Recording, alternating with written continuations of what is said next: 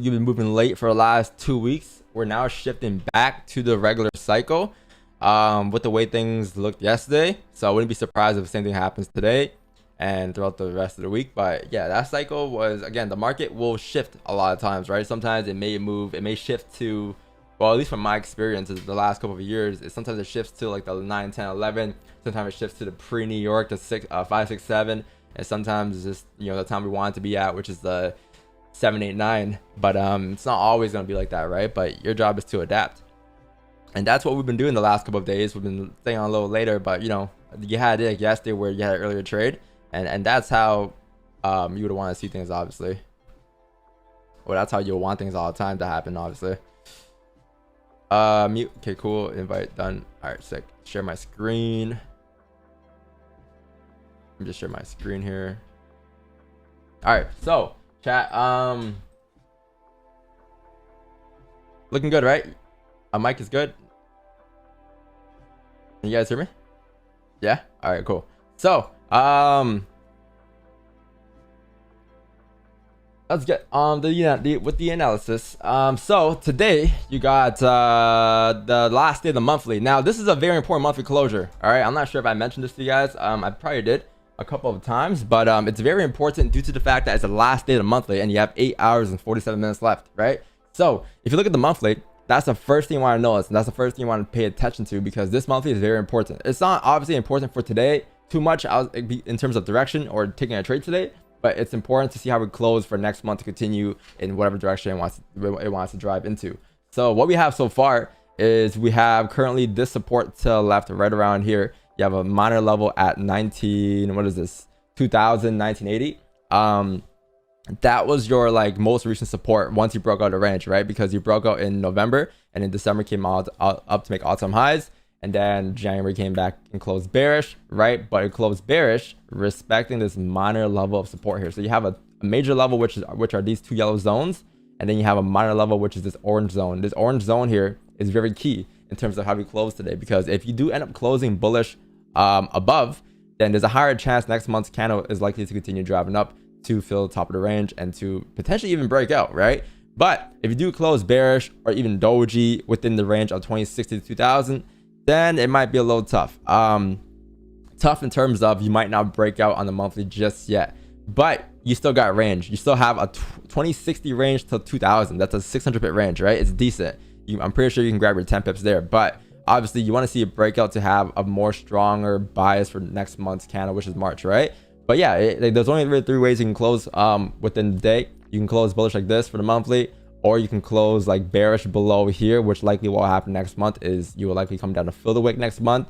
If you do end up closing for some reason below here today with that volume, I mean, this is a very rare chance. Like, I doubt this is going to happen, but if it does do this, then obviously you're breaking back into the previous range, right? But 8 hours and 45 minutes until we figure out what happens. But just pay attention tonight to how we close right before the NY session ends, all right?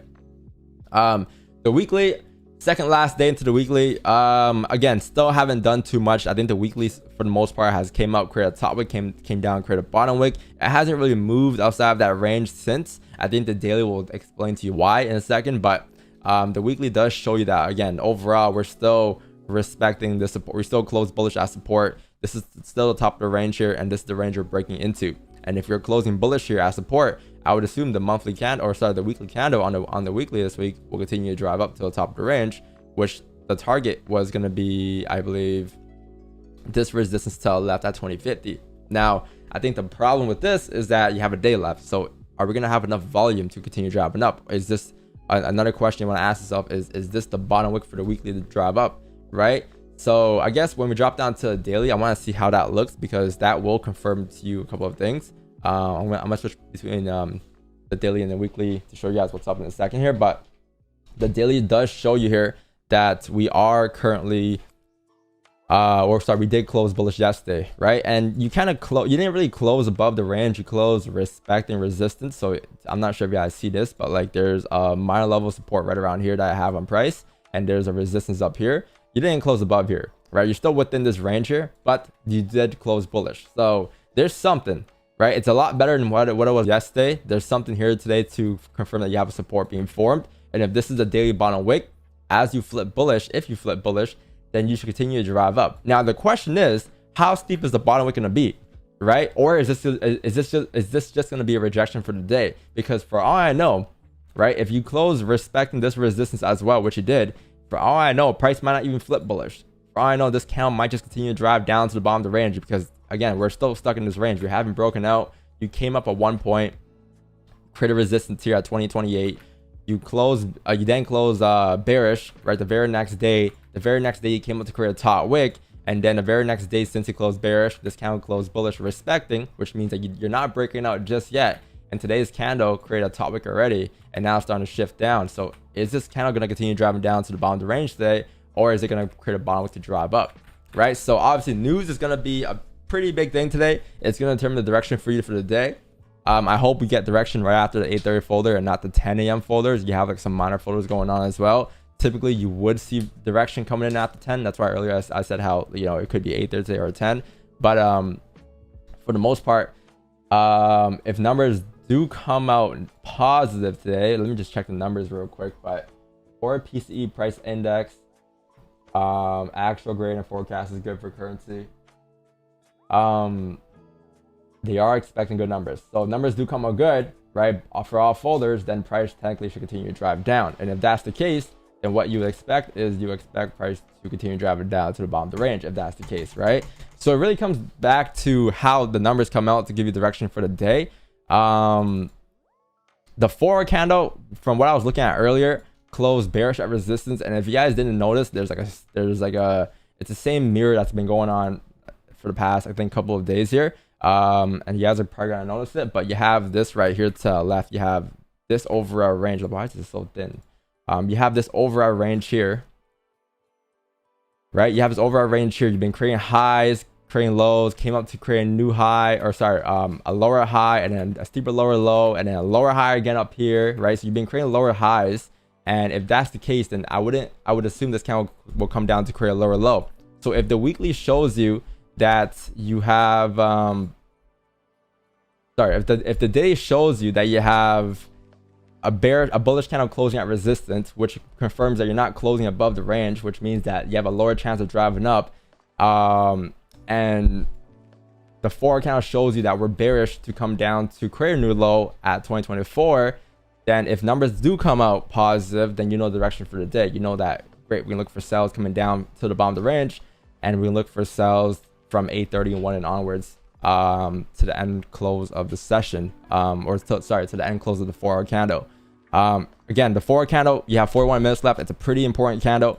I'm not too sure how it's going to close. Obviously, I would assume it's going to continue driving down, but there are things that could affect price here, which is, for instance, no top wick here, right? Which means at any given point, price can still come up to create a top wick. It could be this candle, it could be the very next candle, but news is something that you want to look out for today in about 10 minutes here. So you guys probably asked me, Don, all this yapping, all these breakdowns on the daily 4 and the weekly, what are we gonna do today, buy or sell, right? So like what we do for the most part at the beginning is we look for the bias of the day. We look for the direction price is gonna drive into. Once we figure out direction, it's pretty straightforward. We pull out our playbook and we look for our positions, right? But you gotta find the buys first. And since we don't have any confirmations just yet because there's news, our job is to simply wait for news to come out.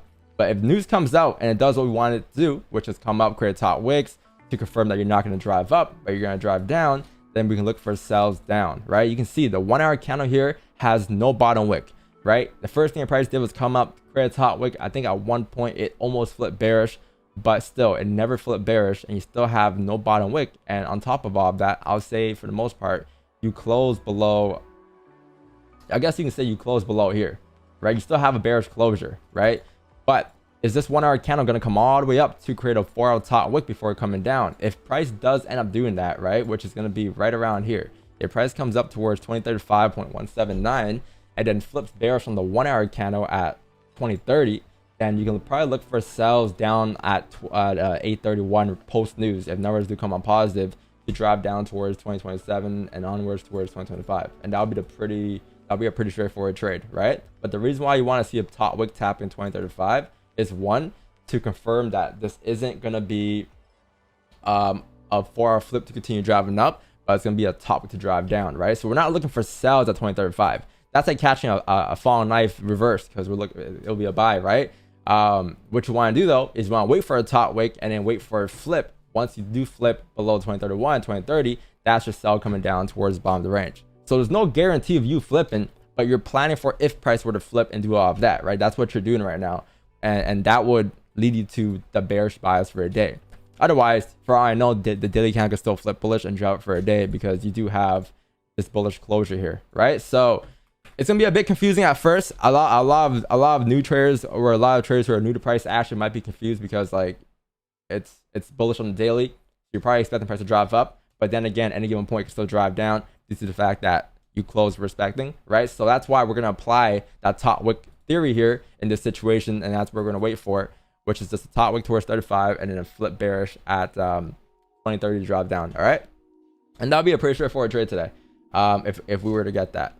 Buys for me won't be until 9 a.m. I'll tell you that, unless post news gets something, but we'll come and see that in about 9 minutes, all right, after news does come out. But for the most part, I would assume that buys would be after 9 a.m. if you were to get buys, just because of the 4-hour candle closure. You want to see how that candle closes, right? For all I know, this candle could close bullish here above this range, and if it does do that, then you're breaking out on the 4, then you know where to go, right? You know where we're gonna go for the day. But if numbers do come out, whatever, and price ends up staying below here on the 4-hour candle and it closes below 2031 by 9 a.m., then you know 9 a.m. looking for more sells down for the day. All right, chat, but I think it should be pretty straightforward today for the most part. But it will be confusing at first, so just try to lock it in. Try to really understand how important and how crucial numbers are going to be to today's direction. But you will see some volume. I can guarantee you that for 831. I can't guarantee you direction, but I can guarantee you volume, because that's always guaranteed when there's news, right?